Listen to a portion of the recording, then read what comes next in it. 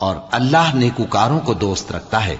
और वो कि जब कोई खुला गुनाह या अपने हक में कोई और बुराई कर बैठते हैं तो अल्लाह को याद करते और अपने गुनाहों की बख्शिश मांगते हैं। और अल्लाह के सिवा गुनाह बख्श भी कौन सकता है, और जानबूझकर अपने अफाल पर अड़े नहीं रहते।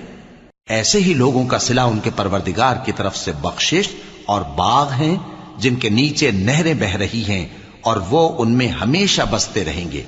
और अच्छे काम करने वालों का बदला बहुत अच्छा है। तुम लोगों से पहले भी बहुत से वाकयात गुजर चुके हैं, तो तुम जमीन में सैर करके देख लो कि झुटलाने वालों का कैसा अंजाम हुआ। ये कुरान लोगों के लिए साफ पैगाम और अहले तकवा के लिए हिदायत और नसीहत है। और बद्दिल न होना और न गम करना। अगर तुम सच्चे मोमिन हो तो तुम ही गालिब रहोगे। अगर तुम्हें जख्म शिकस्त लगा है तो इन लोगों को भी ऐसा जख्म लग चुका है, और ये अय्याम जमाना है।